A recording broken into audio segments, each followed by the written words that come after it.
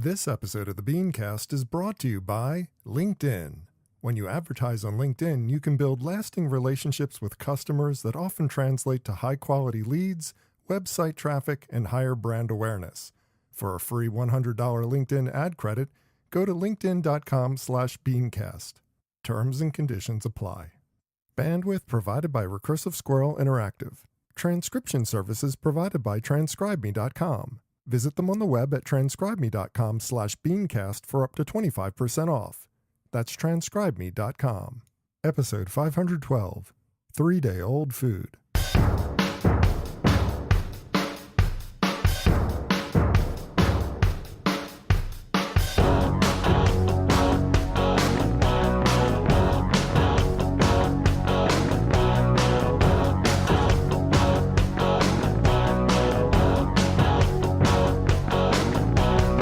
For Monday, September 17th, 2018, it's time for this week's edition of the BeanCast, a weekly discussion about the news and issues facing marketers today. I'm your host, Bob North.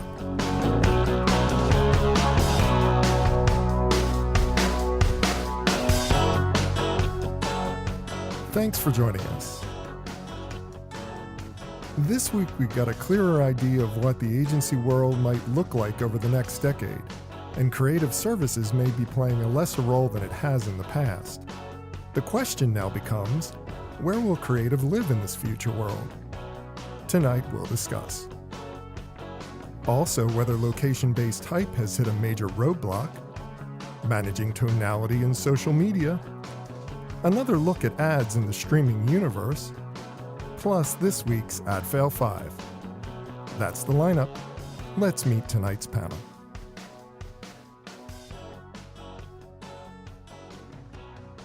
Thanks for joining us for this week's BeanCast. I'm Bob Norp, and with me on the panel for this evening, we start with the Chief Engagement and Brand Officer at EHE Health, Ms. Joy Altimare. Joy, welcome to the program. Hi, Bob. Thanks so much. How are you? I'm well. How are you? I'm doing great. Sunday night. It's not raining, so all's well. Hey, you broke our magic. Nobody knows that we record on Sunday night. Oh, That's sorry. okay. Now, also with us, we have the man behind the Odd Contrarian blog and author of Bad Men, the Chief Aggravation Officer at the Type A Group, Mr. Bob Hoffman. Bob, hey, how are you, man? Actually, I have a little bit of a cold, so if I'm crankier than usual tonight, don't take it personally, okay? How could we? It's on brand for you. It's definitely on brand. Now, next up, we have the newly installed Admiral and co-founder of the HMS Beagle and author of many books, including his classic Life After the 30-Second Spot, Mr. Joseph Jaffe. Hey, Joe. You know, it's got a good ring to it. I like hearing that new title, and I hope to tell you a little bit more about it later. It's clever. It's clever. If those of you out there haven't figured it out, you got to think about it. Think about it hard. And finally, she cut her teeth as a strategist at Carrot Creative, Vice, and Ace. Now she's co-founding a business culture transformation consultancy called The Shift Workshop. CEO, Ms. Amanda Rue. Hi, Amanda. Hi, Bob. It's Amanda. Nice to see you tonight or hear you tonight. How are you? I'm well. So glad to have you on the program. Thank you. Well, we're going to jump right into the topics as we usually do. And first up, we've been talking about the future state of advertising for some time on this program, all about all the different things going on from management consultancies to reimagining the agency world to different services that are being put in play. But this week, with the release of the S4 Perspective, we get a deeper understanding of Sir Martin's vision of the role of agencies, and creative is definitely not at the center. Now, Accenture, Deloitte, S4, many others, the new world is focused on a mix of consulting to the C-suite and then delivering production services. Creative doesn't seem to be part of this equation, at least not in any kind of significant way. My question, Bob, is where does creative fit in going forward? Is it always going to be a service that agencies offer, or does it have to live somewhere else? What's your take on this? Well, Bob, I can talk about this for about an hour. But, which is why you got the first question. So I'm going to talk, and you, when I become too obnoxious, you just yell stop. But the creative side of our business is being terribly devalued. creativity is quickly becoming a support service. And the alarming thing about this is that I believe creativity is the agency business's only unique value to clients. Everything else agencies do, clients can probably get somewhere else. Boy, I'm going to stop you right away. I mean, it's just like, Yeah. so agencies only offer creative services as their only unique selling proposition. What about strategy and thinking out the planning of the program and how to There are go? 100 business strategists on every LinkedIn page. There are media companies all over the place. There are business consultants everywhere. You can get all the data you need with 2 clicks of a mouse these days. The unique thing that agencies have provided to clients over the years, and the one thing that we do better than anyone else, is imaginative ideas about brands. In other words, creativity. But apparently our industry has lost confidence in that. And we don't think we can focus on creativity anymore. The agency industry, I think, is betting its future on playing the other guy's game. But the way that the clients have valued creative has increasingly become as a service that can be negotiated down. It's become nothing more than work for hire, and it's not. It's not a consultancy relationship. So, and really, when you think back to the agency world, even back in its glory days, the creative was always what was given away in exchange for the media dollars. That's where all the money came from, the media buys. So isn't this getting back to brass tacks with the advertising world by saying that creative is a service that needs to be part of this production house arrangement or production services arrangement, and it's really not the star of the show. The star of the show is good marketing strategy that drives business. No, I don't think that. I think creativity has always been at the heart of the agency business. Now, you're right, the financial arrangements traditionally over time were based on media buying and stuff like that, but that's not where the value was placed by most marketers. Most marketers picked agencies based on what they felt they could do creatively to improve their business, to create imaginative ideas about their brands. And that is no longer the case. And, Martin Sorrell said not long ago in a talk he gave in London, quote, "Media has become more important than the message." This is unacceptable. This is someone who believes that the instruments are more important than the music, that the canvas is more important than the painting. I could go after you for some additional point, but I want to give some other people a chance to talk, and I'm going to go to Amanda because you come from a strategy background, and what's your take on this? Is creative just a service that can be negotiated down? It's part of the general. It's the general deliverables of an agency, or is it something more important to the relationship, like Bob seems to think? What's your take on that? Yeah, totally. I think it is creative is the secret sauce. So totally on board with that. But coming from the strategy kind of background, like good strategy is creative and should start to unlock those big creative and transformative business changing ideas. That is what these companies are hungry for, which is why they're turning to the consultancies and things like that, because they've gotten so much bad strategy from the agencies they work with.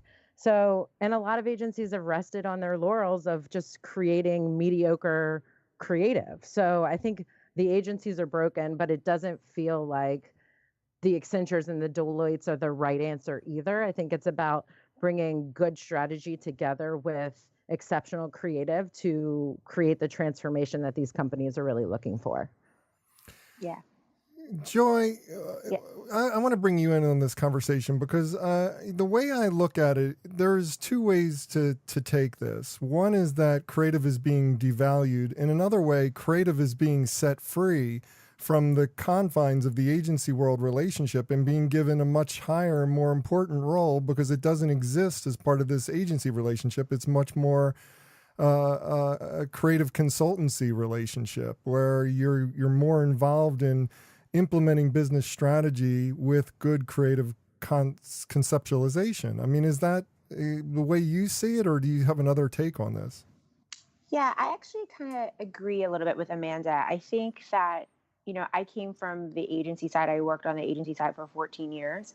I think that the agency model is broken because they stopped telling it. They no longer tell the truth. And I think that brands, organization, clients, they're looking for the truth. And the creative used to be the mirror that people, that brand marketers looked at as, this is the source, the single source of truth that's driven from an insight that helps me talk to my consumer in a way that I never thought of. And agencies used to be that voice. They weren't concerned with being nice and placating organizations or brands or clients. And so I think that there's something we have to go a little further back and realize when they siloed the disciplines into different organizations within the agency framework, that was the beginning kind of the end, because you no longer had one entity that really could hold a mirror up to a brand and say, this is who you are and this is what your consumer thinks about you. And the creative is the end result, as Amanda said, from a strategic point of view of how to actually change behavior. What you're describing though sounds a lot like what the management consultancies can offer. They can offer business strategy, they can offer direction, and they're building up the production services so that they can, implement ads. And all that they're missing really at the level that agencies deliver it is creative from that standpoint. They cannot actually offer it. The essence of the agency framework is not the same as a Accenture or Deloitte consultancy process. But they're blurring now. They're blurring, aren't they? No, I think that it's confusing because we live in a data-driven world now. And so brands want to justify their budgets and their spend. And so they're looking at consultancies that's what they've been able to do from the beginning. They've always been able to pinpoint this dollar results into this KPI, which then leads to this revenue stream. But agencies were never, the core part of agency life, agency world was to really be the truth tellers and the storytellers. And consultancies can't do that. Deloitte can't tell a proper story to emotionally move and change behavior. They can track it, but they can't do what agencies do. And I think it's going to be interesting to see what evolves as they continue to put kind of this mathematical equation next to something that, while it is strategic, is also combining human behavior and emotion to drive revenue. Joe, here's a different scenario. Here's another scenario that we can maybe contemplate for a second. What if the agencies and the management consultancies and everybody else deliver the strategy, but the brand takes ownership of the creative? Is the brand capable of taking ownership of the creative and delivering the type of results that agencies have typically delivered? And quite frankly, isn't it better for the clients to own that particular piece of the puzzle instead of shuffling it off, because they're ultimately responsible for executing the brand, for delivering the brand, for managing the brand, for making sure that the brand is always on message? So shouldn't they own that? I mean, we've seen a trend of late where plenty of large corporations are bringing in agency services in-house. And they're doing it specifically for one reason, which is cost savings and efficiencies. But I was listening intently to the others talking, and I think it's important to take a step back and look at the source of this topic, and also the person behind it, which is Sir Martin Sorrell. I believe we discussed this on a show months and months and months ago, which was Martin Sorrell, when he was at the helm of WPP, was kind of bemoaning or lamenting the reality that they were getting their lunch stolen on both sides. They were getting it stolen by the tech firms, the Googles and Facebooks, and then on the other side by the management consultancies. And the reality is that, here he is in his new role. This is very Andy Grovian in the sense, the story of Andy Grove, of how he fired himself and then was rehired the next day, and the first thing he did was Andy at Grove, Intel was right. I was going to say he's at Intel, just to add context. The late Andy Grove was to start diversifying from the microprocessor business. So here you have liberated Sir Martin Sorrell. And I think it says something very, very clearly and very troubling if you're in the creative side of the business, that this is the side of the business that he is bypassing. This is a guy motivated by one thing, and I don't even mean this as a criticism. This is a bean counter. This is a money guy. And I think for the first time, he's recognizing that there's no money to be made in this side of the business. And so in a way, what we've all been debating, who cares? Because whether we debate the source of creativity or who owns creativity, the fact is we're being disintermediated whether we like it or not. And I think the thing is, every one of these large management consultancies, including the likes of the IBMs out there, are going out there and buying creative agencies. They're trying to build in the whole vertical integration play by owning downstream the process. There isn't one creative agency that's trying to figure out how to swim upstream and own business strategy. And if they don't figure it out, there may not be creative agencies left. That brings me full circle back to Bob, because I'm looking at this situation and I'm thinking that creative agencies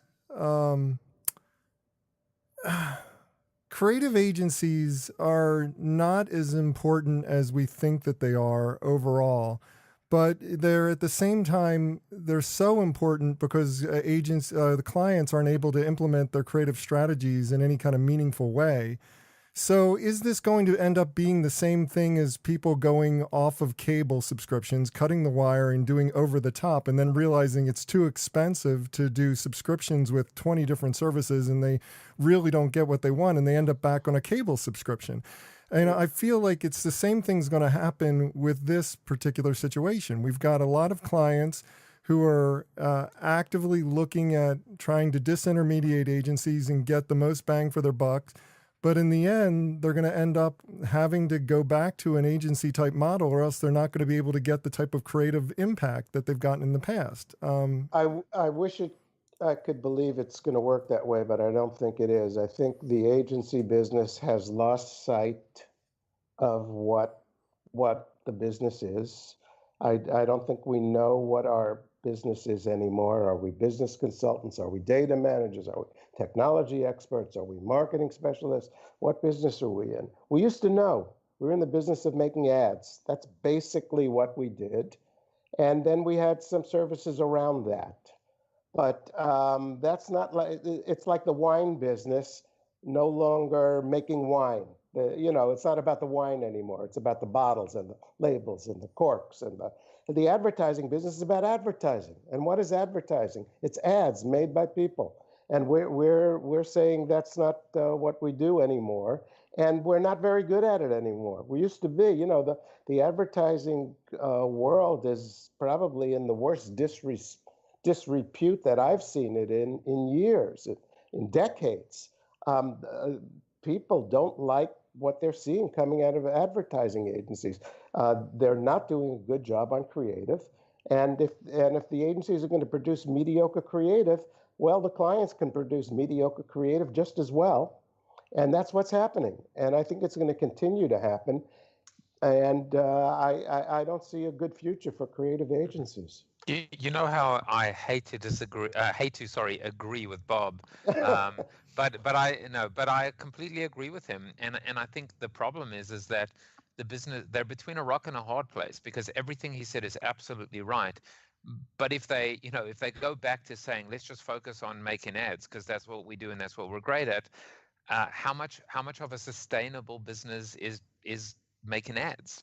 It's a sustainable business if you stick to it, and if that's what you do, and if you're not looking to be the largest agency in the world. If you're one of these consolidated global holding companies, it doesn't work because you need to get into businesses that you don't know very well. And that's what they've done. They've invested billions into businesses that they don't know very well.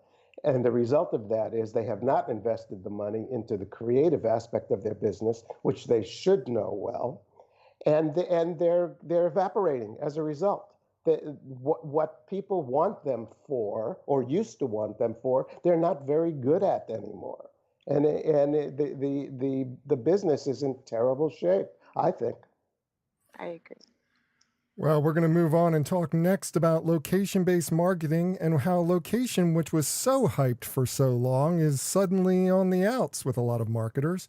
We'll discuss that and get to the heart of what's going on. But first, I want to talk about our sponsor for this evening. You heard at the top of the show, we have LinkedIn as a sponsor, and they have a $100 free ad credit.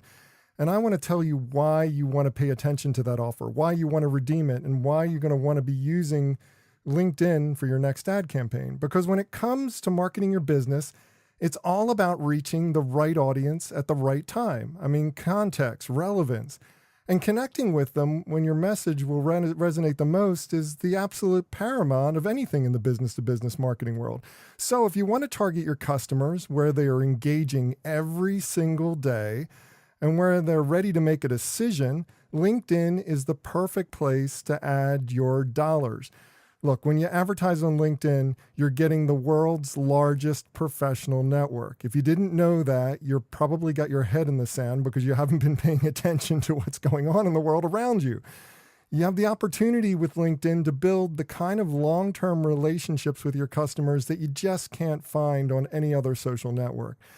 Relationships that are important to you as well, because these are the kind of relationships that translate into high quality leads.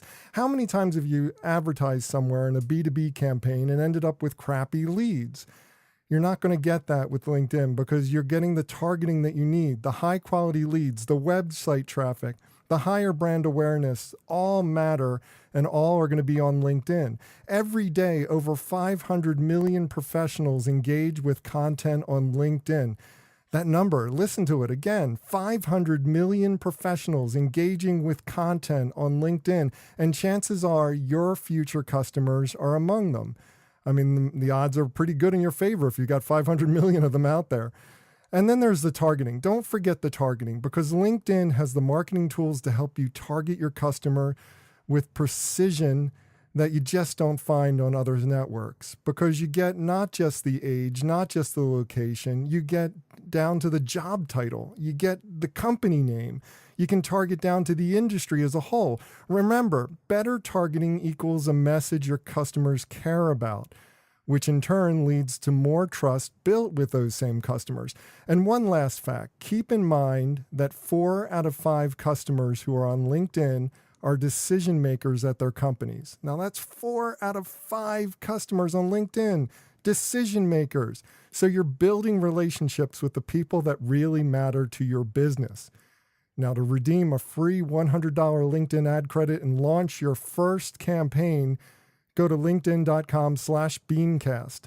That address again, linkedin.com/BeanCast for your free $100 ad credit.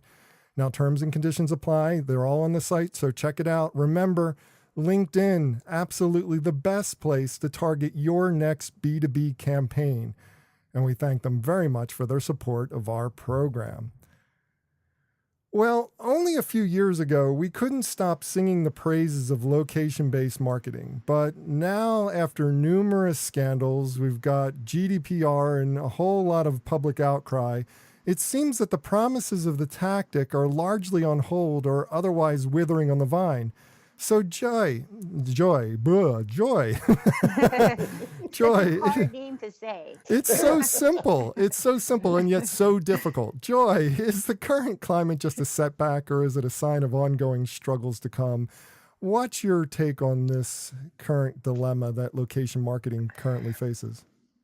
Oh, this is a question that I love to talk about. So, as you mentioned, I'm Chief Engagement and Brand Officer for a healthcare company.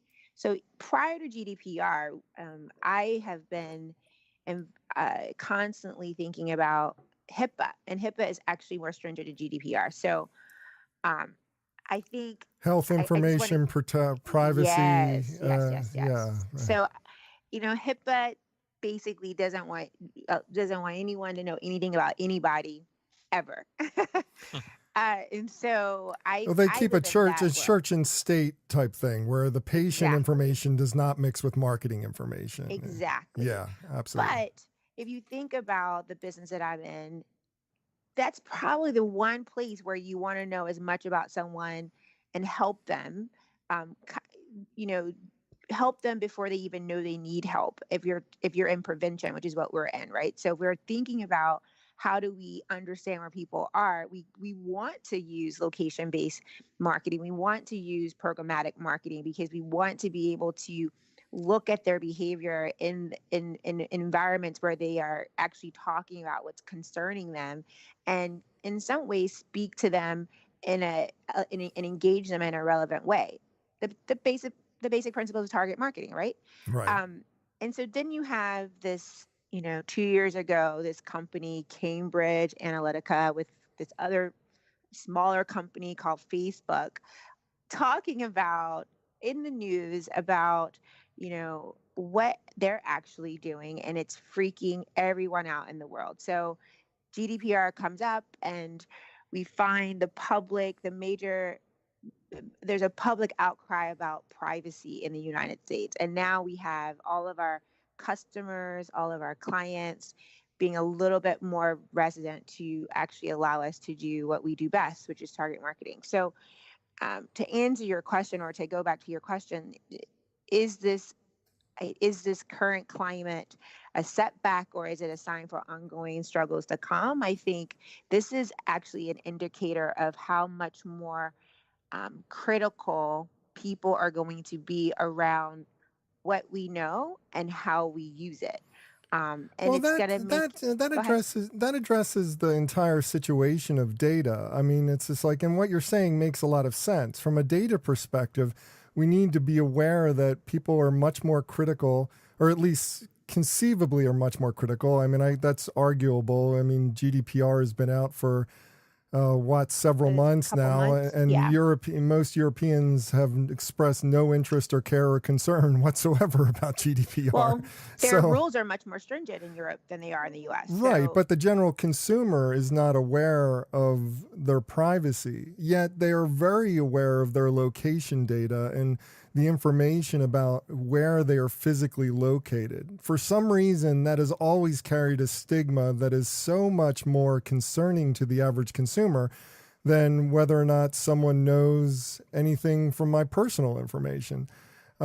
People are much more concerned about their physical well-being than they are about their data privacy, and that's coming to a head right now. And even though we said that location marketing was going to be the coolest tool ever, and we're going to be able to, launch ads on people's cell phone as soon as they walk into stores, that kind of stuff is largely not happening because people do not want to be.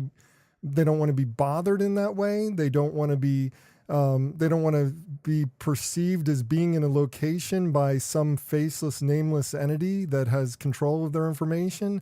I mean, unless they've given consent.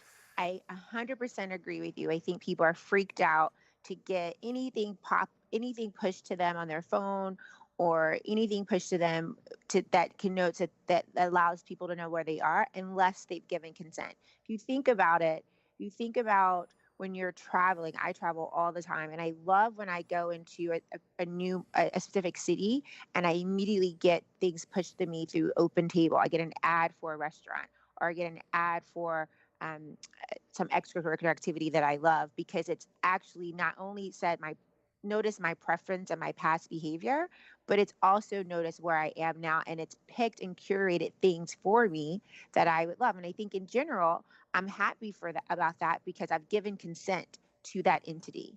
That's the biggest piece. I think people are less freaked out, and this is what we as marketers have to explain to our our customers, but also to the end user, the consumer, that consent has been granted, and we have to take them on that user journey where they feel as though they've opted in, not just this is happening to them without their knowledge. That's the difference. You're happy to get that information as long as you know that you've given consent for that.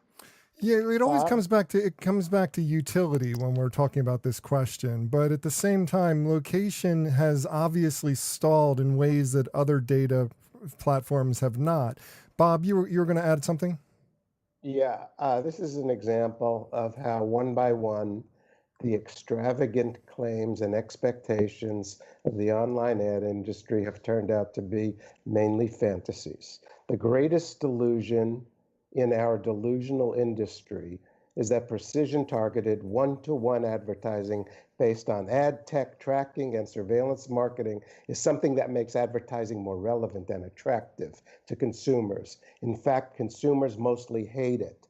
Every study I've ever seen on the subject shows that consumers rate the hyper-targeted, supposedly more relevant online advertising as the least liked and least trusted medium for advertising.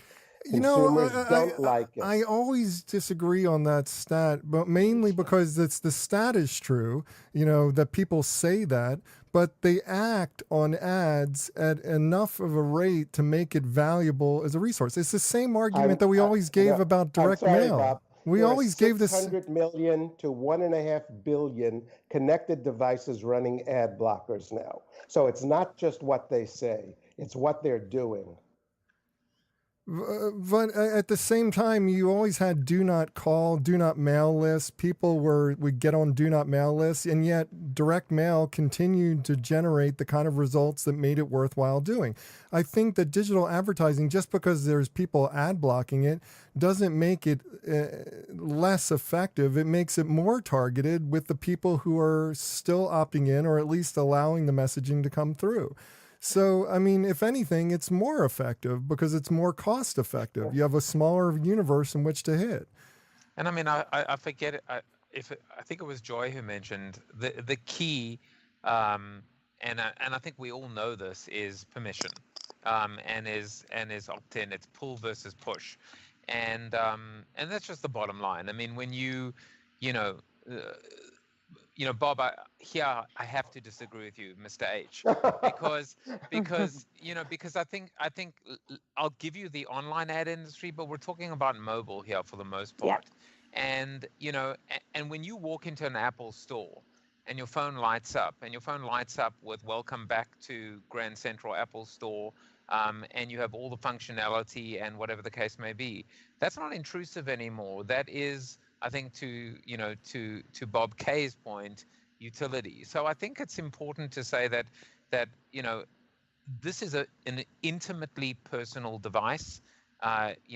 We've said this 1,000 times. We sleep with it under our pillow. We wear it in our breast pocket, so it's head and heart during the day and during the night. And advertisers just will have very, very short-lived success if they continue to spam and interrupt our lives. It's just as simple as that. Joseph, you just contradicted the whole conversation we're having about the failure of location-based ads. If I contradicted it, then did I say it was successful? You just said about walking into Apple and you get this and the location-based stuff, and Bob's telling us that location-based advertising has been a failure. No, let me clarify. Let me clarify what's going on, because there are people who are doing location-based marketing quite effectively. Google is the prime example. They're doing an excellent job of adding utility. When you search for pizza, you're not just getting a pizza place that's near your neighborhood, you're getting one that's near where you are physically. And I mean, stuff like that is utility based, and it's useful to the consumer, and it adds relevance to the experience. But largely, the promises of location-based marketing, which were so extravagant and so into all the opportunities, have stalled out. And that's the question. We're not progressing in location-based marketing. Yeah. We're kind of stalled out with the same old tactics, and we can't move forward because consumers are backlashing against it. And I'm wondering whether or not this can be overcome or whether we need to live with the situation as it is. And by the way, I was just going to say, and by the way, part of the reason is, going back to the first topic, an acute lack of creativity and a lack of imagination. I mean, the example, in a way, we're kind of talking about one of the oldest and most irritating examples of the promise of mobile marketing, which is I'm walking past a Starbucks, and I get a 25-cent, coupon or discount, off a latte. Well, the reality is that is still the most irritating example. But today you get that from your Starbucks app, and it's incredibly valuable. Let's get Amanda in.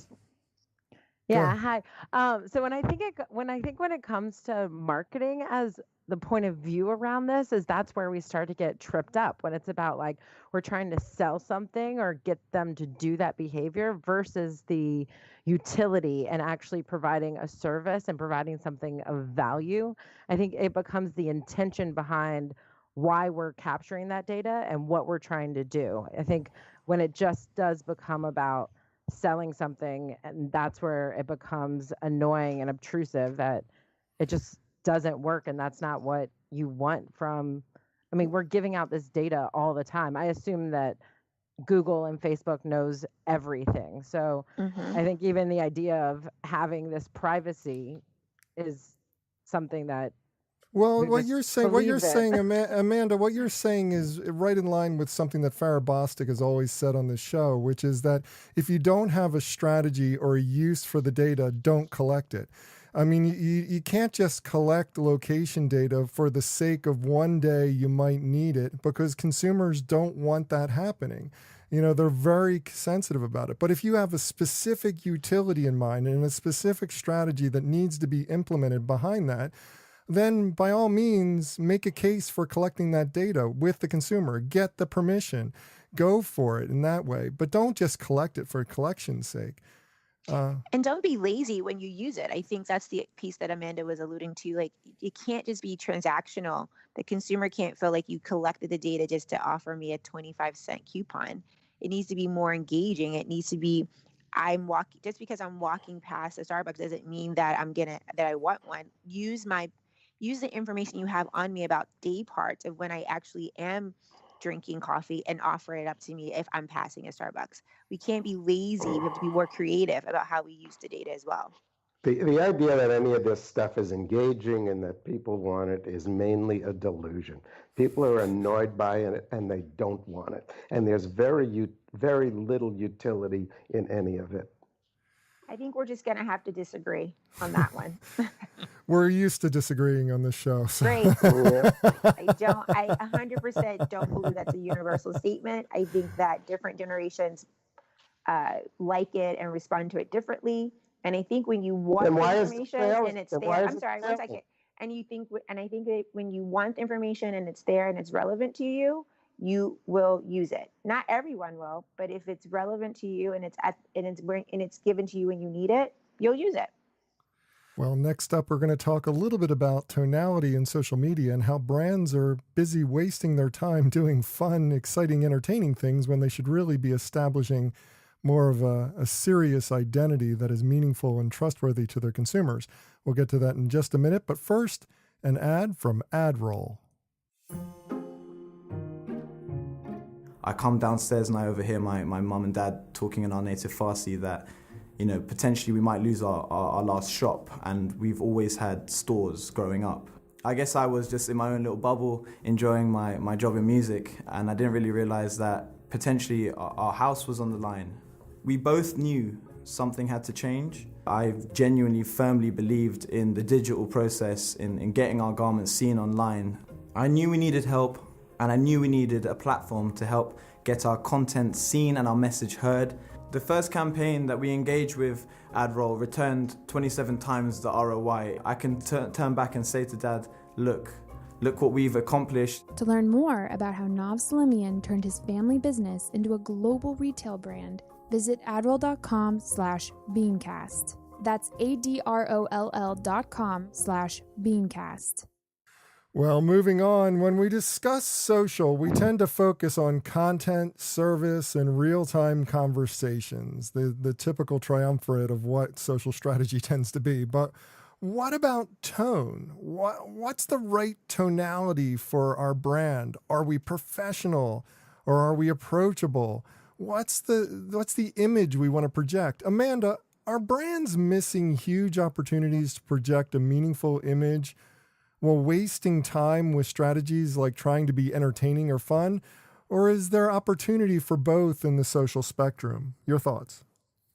Totally. I think if you're not thinking about tonality as part of content service and real-time conversation, then you're kind of missing the boat. That tonality is an extension of the brand overall. It's an extension of the company's vision, its mission, what it's trying to do, and how that starts to manifest in the world. And social has become and is another touch point from your brand and should absolutely be aligned with what that brand is. If you are, we all know the Oreo dunk in the dark type of thing where, that whole strategy was about building cultural relevance for the brand, and it was in the nature of the product to be playful. So something like that is entertaining and playful and fun and makes sense for that brand. But is it right for every brand? I don't think so. I think it goes back to the idea of why are people reaching out to you, Well, and what is Oreo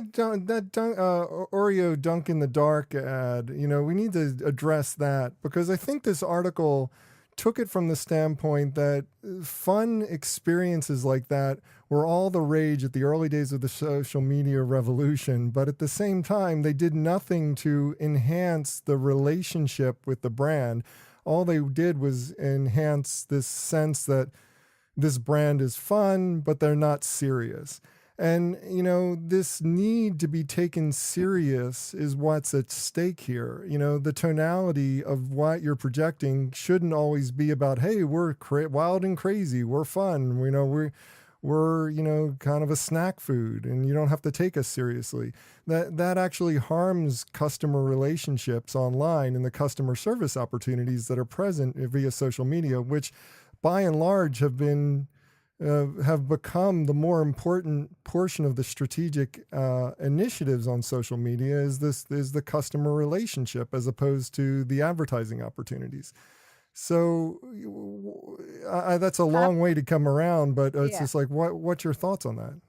I mean, absolutely. I think what people want overwhelmingly from a brand on social is customer care. Most importantly, they want to be heard. And if they're reaching out to you, it's because they probably want a response or they have a problem. It's a customer service channel. So if you can do that and that aligns with your brand tone to be entertaining and in that way, then that makes sense. But you have like those that are still killing it in the social world, like the Airbnbs and Caspers and GoPros, Patagonia, things like that are not entertaining or playful. But like Airbnb, they have a beautiful social feed because it's all about connections and experiencing things like a local. So that's not necessarily entertaining or playful, but it absolutely is true to their brand ethos and brings to life like their point of view and their position as a brand overall. When I wrote Join the Conversation 11 years ago, I came up with 11 years ago. God, you're can old. You believe it? Can you believe it? Almost 12, and they're still struggling. No, but I came up with an acronym called REACH, and it stood for responsive, empathetic, accessible, connected, and human. And those were 5 ways that brands could reach out quite literally, and connect with their consumers or their customers in a way that they probably could never before. And I think all the points raised up until now are valid, because if you are using it as a customer service channel, which to me, I still think Twitter is the greatest customer service channel ever created and nothing more, then you don't need to be cute and you don't need to try and personify the brand or bring the brand to life. But in other cases, what we have seen is some humanity being shown by a faceless corporation that they could actually be a little irreverent or self-deprecating or not take themselves so seriously. And in some cases, there've been good examples. Certainly, they've been good, they've been bad, and they've been downright ugly examples of brands trying to have a can of soda, wanting to have a conversation with me. No thanks. But in other cases, there have been some very interesting plays. And I mean, remember, like we all celebrated the Bronx Zoo Cobra. I think the escaped Cobra set up a Twitter account and was having all these conversations. It was brilliant, and it was smart, and it was creative, and it was original. And there was no reason why it couldn't have been associated with a brand bringing a mascot or bringing some kind of a character to life. Except for Ronald McDonald, because whenever clowns talk, it gets real creepy real quickly. So I think the thing is the tonality point. I'm so torn with this topic because on one hand, I want to be able to say, get off my lawn and stay away, brands, because my social channels are talking to real humans.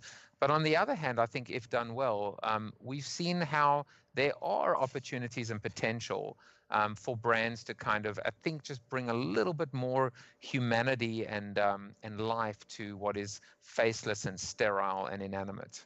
Joy, I want your thoughts on this because out of all of us, you're the one who's dealing with this from the brand side and having to, question whether or not your tonality is right on your social feeds. How do you handle this problem? This is literally the bane of my existence. I'm torn too because I come from such a branded background where you use all of your channels to definitely promote the ethos of the company or the ethos of the organization and the brand. But when you look at things like social, and our social platforms, especially, we try to walk this fine line of having the correct tone because we're in a very serious business, but while also being engaging and relevant and in some ways borderline lifestyle, if you will, and that always is a constant conversation because we don't want to come off offensive, we don't want to come off too authoritative in the aspect of preachy, but we also want to come off as a approachable brand. And tone really can be misconstrued and misunderstood, especially when you're talking about imagery, which is what most social is when we use a lot of Instagram. So I'm conflicted as well because as a consumer, I like to see when brands, are reverent and when they actually speak to me in ways that are unexpected, when they have like a mascot when you didn't expect it, and you have this user-generated content that demonstrates that people are engaging with their brand in a different and new way. But you also have board of directors and CEOs and members who want to make sure that everything is consistent with what their brand and the value proposition is. So I don't have an easy answer. Tonality is hard. It's very hard. Yeah, getting that balance is extremely difficult. And I think that's at the heart of this argument. So really, really, I feel for you. And I've been saving up for the contrarian view. So Bob, you take it away. It's about creativity again. It's about how you communicate with people in a creative way. Sometimes it can be fun. Sometimes it can be silly. Sometimes it can be serious. You have to have the right creative mindset and the right creative people doing it who understand how to communicate well. That's the key. Well, and Bob, can I just add one last thing? Yes, please. Cool. I think that it really is just about giving that snapshot of the brand, because so often, like, a new consumer will look at your social channels, your Twitter, and go to your Instagram and see, is this a brand for me? And that's why I think tone and having it align with the brand perspective and the brand positioning and looking at it beyond just what the social content is, that it comes across all touch points, from how we reply and engage, what our calls to actions are, what our captions are, how we direct message, what our bio is. So it's so much more nuance that can come through, and it really is just a rich channel to communicate about who that brand is. And that adequately addresses the situation. I think that's a really great answer, Amanda, because at its heart, a brand, I think too many brands stop at the promotional side of their identity and don't really explore who they are in their entirety from every single customer touch point. And a brand needs to be more nuanced than just who you are in a promotional ad. I think that's an excellent answer. Well, we've got to move on to the final topic. Word this week that if Netflix were to add advertising, they would lose half their subscriber base. Meanwhile, Hulu is becoming more advertiser friendly as the days go by. We've got the ad question on the streaming network being a looming question that comes up time and again. Joe, as streamers wrestle with this issue, what do you believe to be the future role of advertising on streaming networks? Are we going to see ads on all the networks, or is advertising going to go the way of the dodo when it comes to streaming? Yes, advertising on streaming networks and other short stories. It's going to be an incredibly short story if they publish a book about the best practices of advertising on streaming services. I mean, that idea of Netflix would lose half their subscriber base if they were to add ads. I'm surprised that number is so low. I would have thought it would have been higher. I mean, the fact is, I don't know that Netflix would ever need to. Because of the model and because of what is today's best practice, which is subscription. The subscription economy is, I mean, there is a company called MeUndies where you can get a subscription service to underpants and underwear, which I assume is new and not used. But the example with Hulu, look, Hulu began their culture and their roots comes from advertising. And, surprisingly, I don't have as much of an allergic reaction to one ad that is branded, that is customized, that is personalized, that introduces a show. And the example in one of the support articles that you sent around talks about one of those cases. But let's just be clear. This is not opening the floodgates to, 13 to 17 minutes of advertising per hour of programming. This is one ad right at the beginning introducing a show that has been branded and I mean, this is just branded entertainment. And it is highly, highly curated and personalized and customized and probably quite expensive to create a unique piece of creative for a piece of programming. The fact is that, could the market support something like that? Sure. But are we going to see it scale, and are we going to see it reach any kind of critical mass and economies of scale capable of replacing lost advertising from terrestrial networks? No way, Jose. One of the things that strikes me about this question every time is the simple data that Netflix has hundreds of millions of subscribers, if I understand the numbers correctly. Hundreds of million subscribers with no advertising, while Hulu, who has copious advertising, only has somewhere in the neighborhood of 400,000 subscribers. And for me, that's the damning evidence that advertising is not as well supported on the streaming services as it is off the streaming services. That the streaming services have to come to the fact that people want to pay, if they're going to pay for you to stream content into their home, they don't want the ads in addition to that. And I think that's for me is the be all end all of this question. May I be a contrarian on this? Yes, please.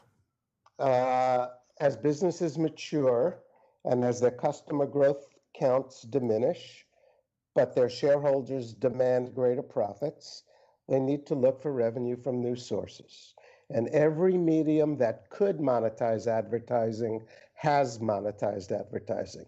The streaming video business is no different. It's a slow motion bait and switch, just like Facebook pulled off, just like PBS pulled off. I promise you, sooner or later, every video service will be selling some form of advertising. It's just a matter of time. But not Netflix, and not Netflix, and the fact is, I don't know that I agree with you, Joe. I mean, it's just like I think that from no, but I'll tell you. I want to tell you something quickly that I got a notification, on my mobile phone, one of those location-based notifications, that was just very funny. it was just one of those little processed charges, it was my monthly Netflix bill.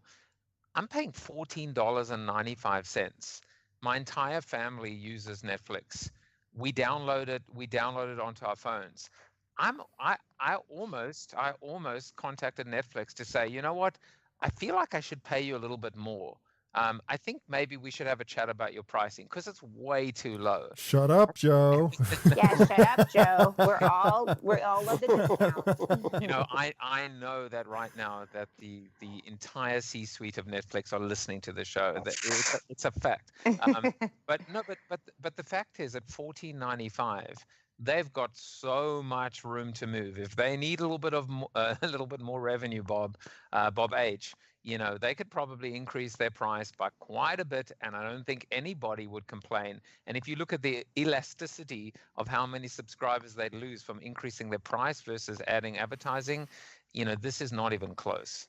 They're not going to add advertising as we think of it now. They're not going to be putting 30-second spots in there, but there's going to be promotional material on there sooner or later that people will be paying for, that advertisers will be paying for. We'll see. We're all speculating. Well, 10 years from now, we'll come back together and we'll see. Let's do it. Well, it's a date, but for now, it's time for the Adfill 5. But before we get to that segment of the show, I do want to take this quick opportunity to thank my guests again and allow them to each do a shameless plug, starting with Joy Altimare. You can find her at www.ehe.health. That's the home of EHE Health, her organization where she is the Chief Engagement and Brand Officer. So tell us what's going on in your world, Joy. What would you like to promote? Well, I definitely want people to go to ehe.health, where we are here to making employees healthier and live longer. And then personally, definitely check me out at Joy Denise if you're on Instagram. You'll just get to peek into my life as a mom, as a wife, as a daughter. Thank you so much for having me. Oh, you're welcome. Thank you so much for being on the program. Next up, Bob Hoffman. You can find him at typeagroup.com. That's the home of all his speaking engagements and his books and everything else that he's doing that's exciting in the ad world. Tell us. My dance contest. Yes, go ahead. Yeah, and you can also get a link to the Ad Contrarian, his long-running blog. So tell us what's going on in your world, Bob. What would you like to promote?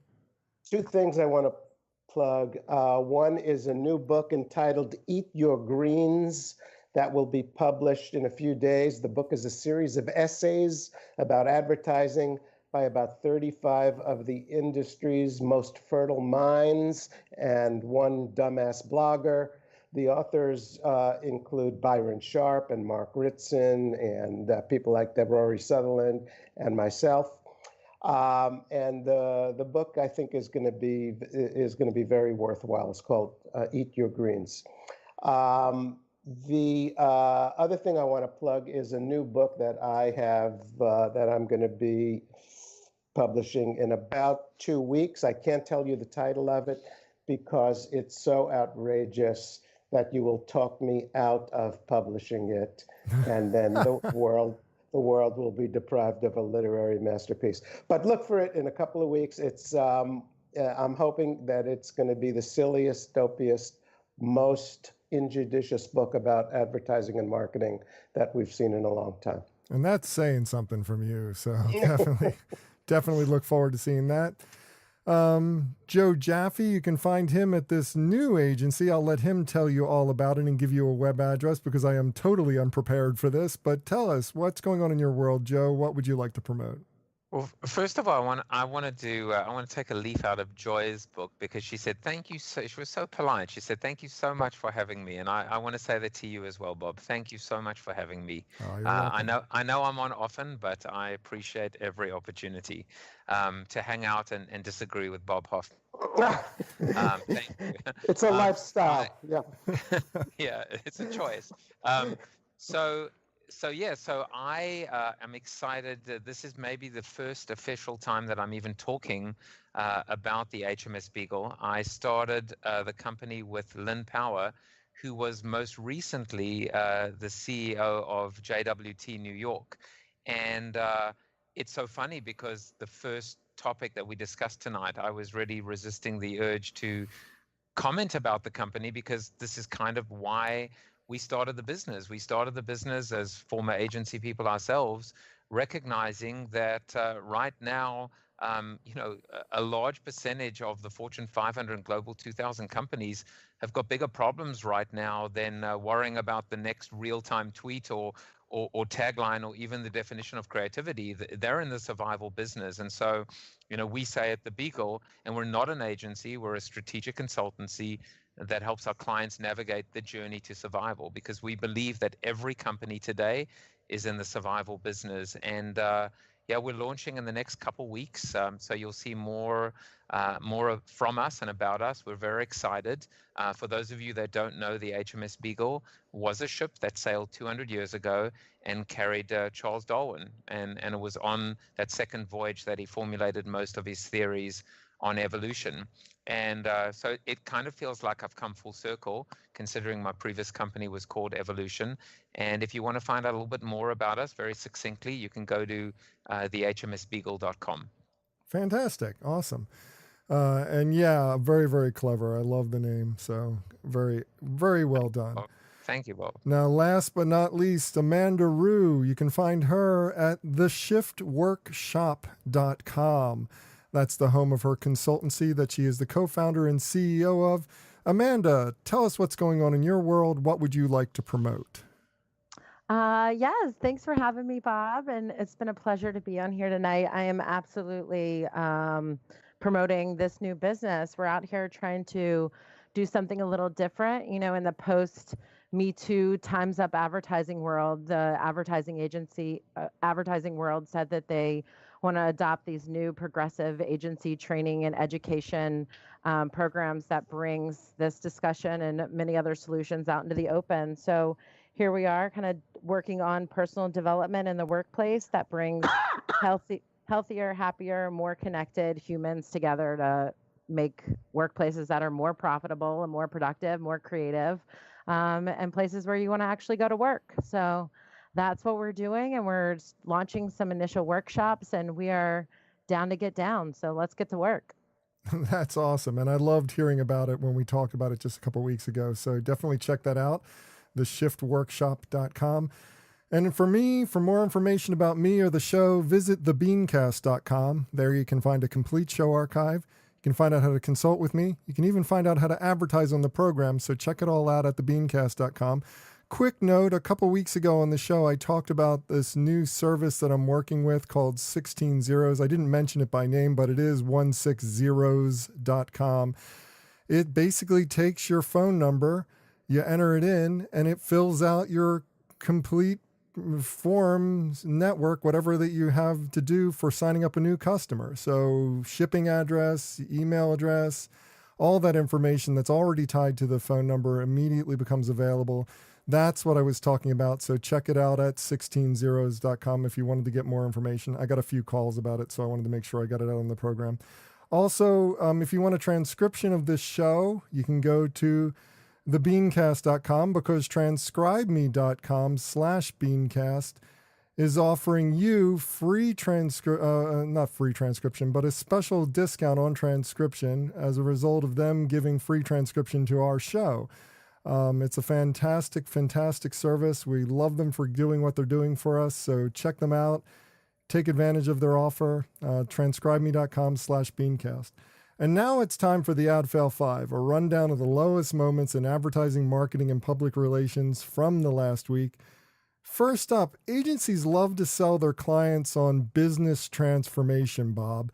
But a Forrester report seems to suggest that agencies themselves are in desperate need of transformation. The chart itself is just damning to all hell. It's crazy.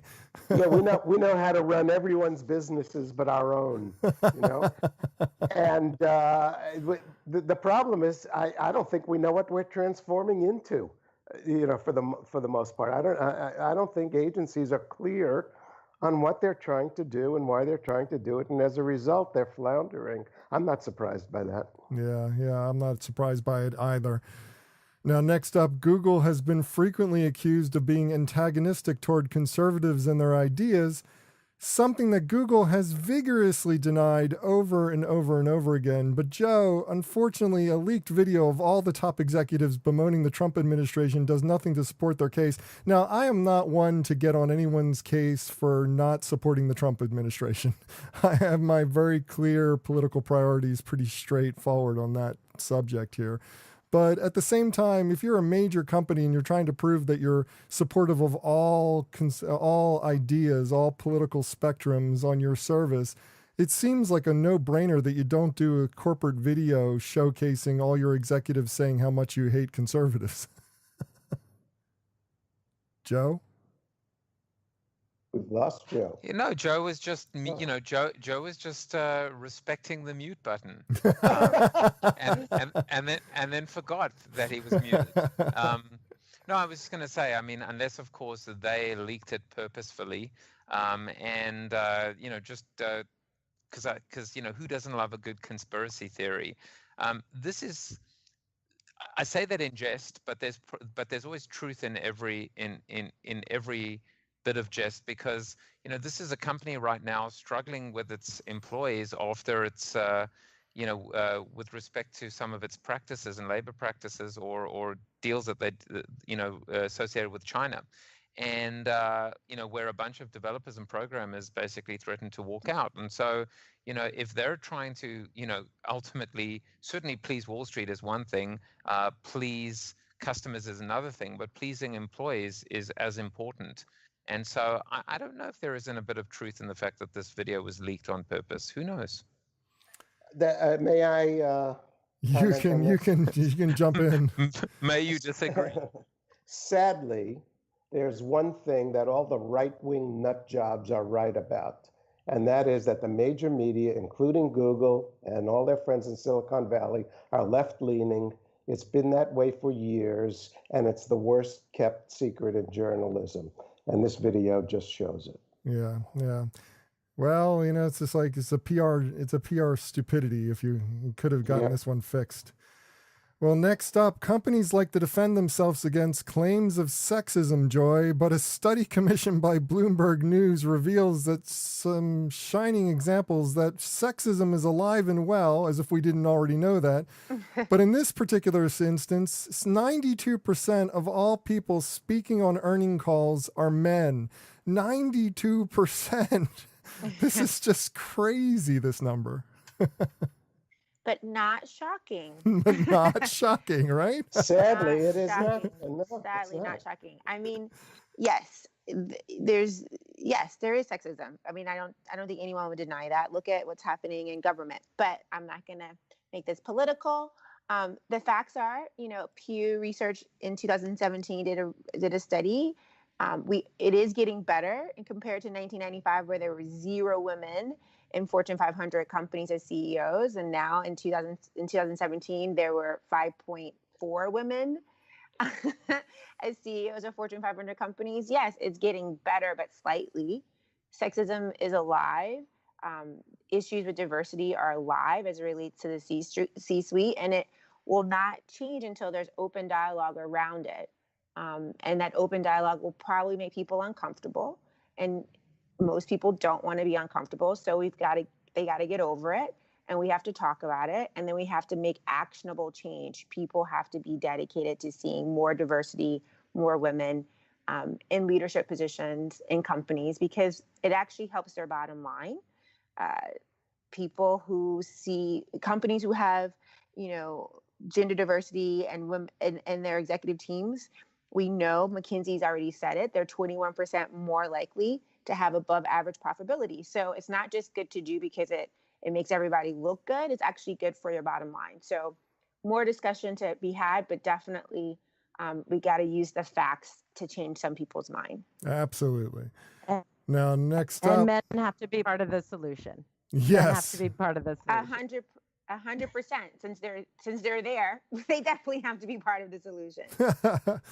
Now, next up, the privacy-focused makers of Brave web browser have launched a rather damning GDPR complaint against Google, Amanda, revealing just how far out of compliance the search giant is with consumer data. At first there was that one complaint from that one guy that kind of was circling its way through the courts, but this one has a lot of facts and statistics backing it up. It seems like Google has been playing fast and loose with everybody's consumer privacy in Europe. Your take on that?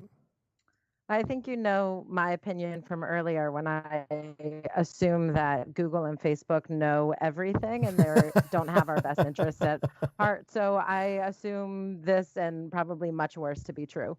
Yeah, absolutely. Bob, may I add something, please? Oh, of course. I mean, this show's already way over, so you just go for it. It's a very important issue. I happen to know Johnny Ryan, who has brought this complaint, one of the people who brought it. It's not just Google that's at stake here. What we're talking about, this complaint is leveled at the very heart of programmatic advertising and tracking. And if these people are right, and if the regulators at the EU see it this way, this is going to change everything about online advertising. This is a very big, important issue. Either that or there'll be no Google search in Europe, which is a whole nother issue. So we'll have to see how this all works out. And last but not least, my favorite of the week, FCB Chicago and Glad, the sandwich bag maker, held an event at a Chicago restaurant to promote Glad Press and Seal cling film.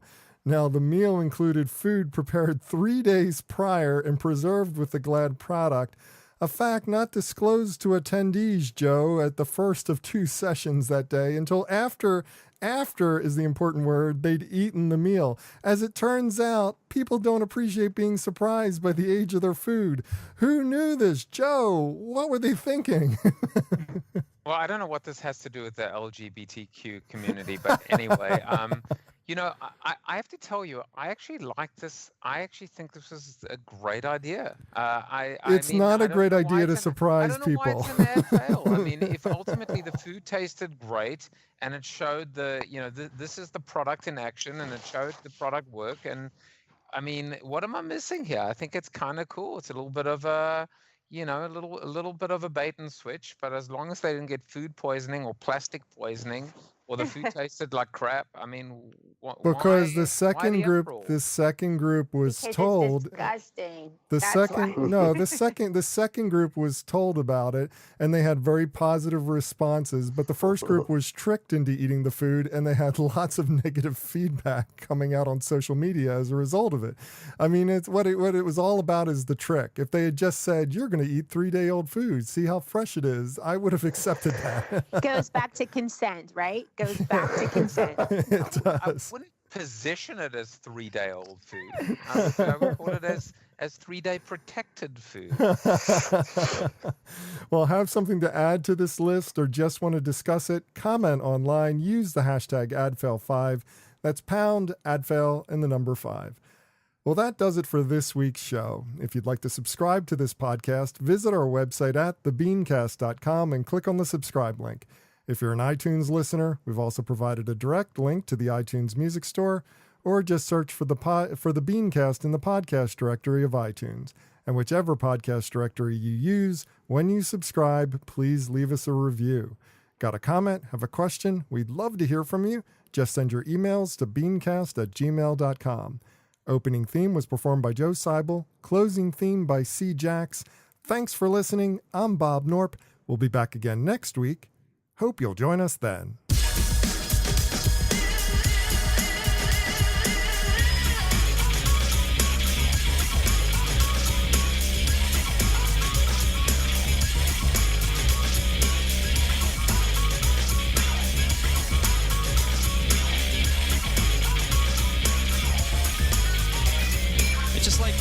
It's like, you know what I mean? It's like if it's, you know what I mean? I don't know, man. Just like, okay, it's like, you know what I mean? Like, it's like totally like that.